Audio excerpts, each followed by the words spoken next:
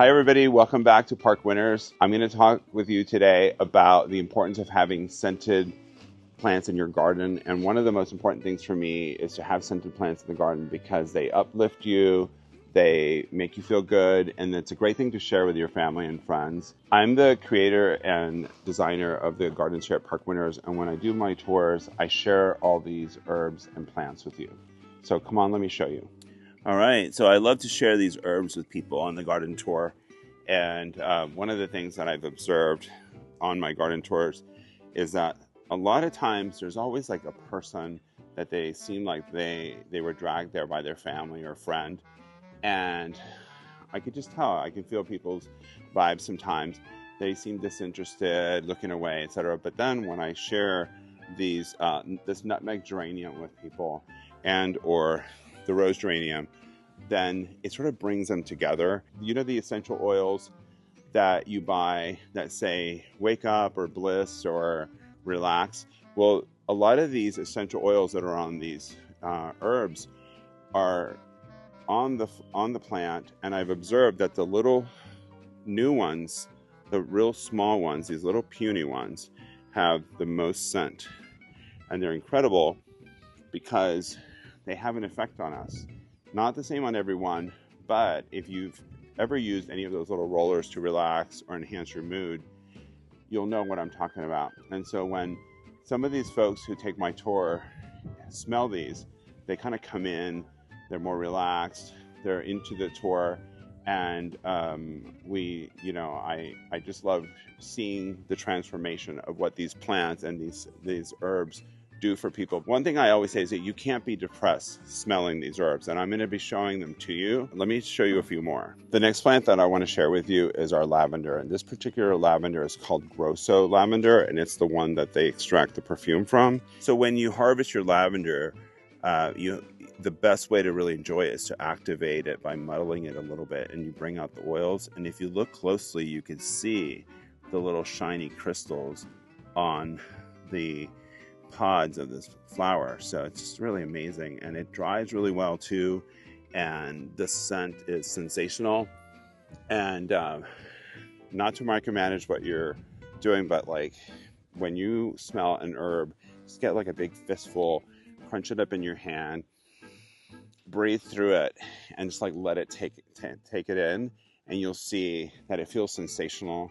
And I highly recommend that you plant some of these in your garden because it'll really uplift your mood. When my mom comes to visit, she has a lot of exciting things that she wants to share with me. She has a lot of information she wants to share, but sometimes I just want to like bring her down a notch and calm her down. And what I do is, without offending her, is I bring her out and I share the herbs with her. She loves it. So without offending your family members or friends, you can just bring them outside, share some of these herbs, and you calm them down. And then you don't have to say calm down. You just share the wonderful herbs that you have going. So you cannot be depressed while smelling herbs.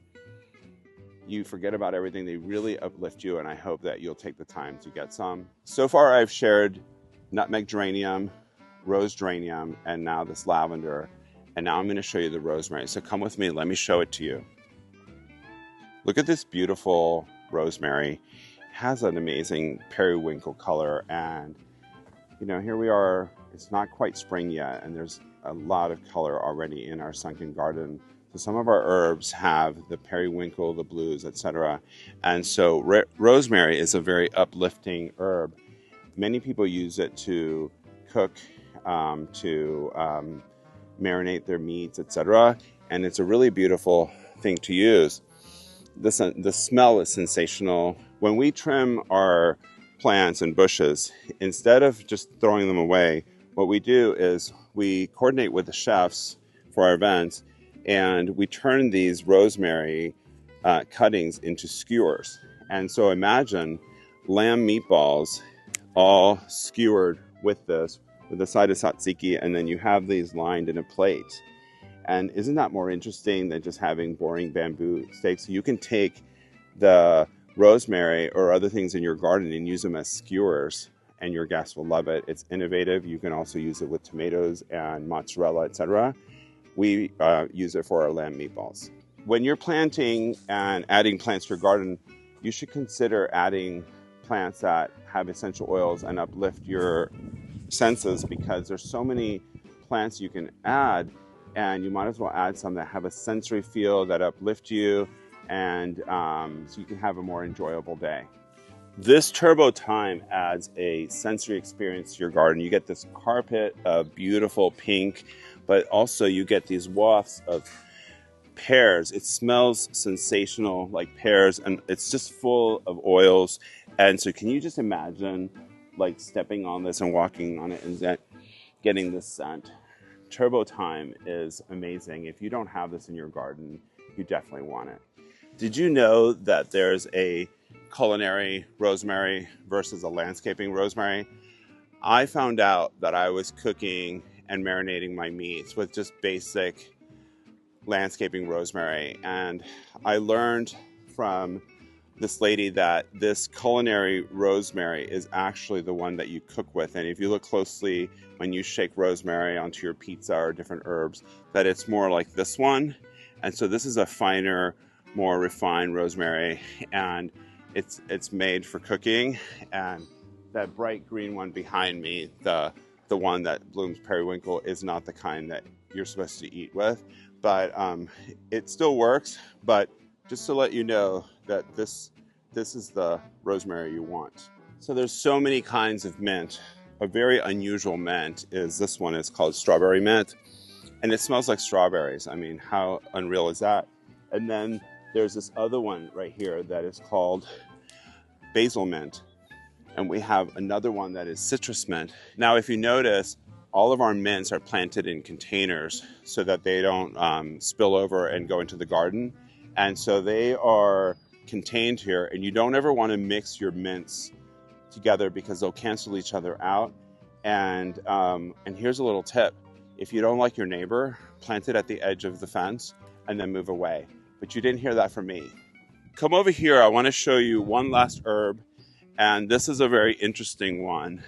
This one is called savory, and I didn't know anything about savory until I looked up the ingredients of herbs de Provence, because years ago we had a group that came, and every time they come we give them a gift, and I was running out of ideas of what to give them.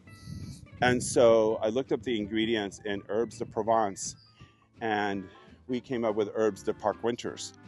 And one of the ingredients in herbs de Provence is savory. So if you don't know savory, here it is. And it's all set up to where like people walk over it. It stimulates the oils and it wafts up. So there you have it, savory herbs de Park Winters.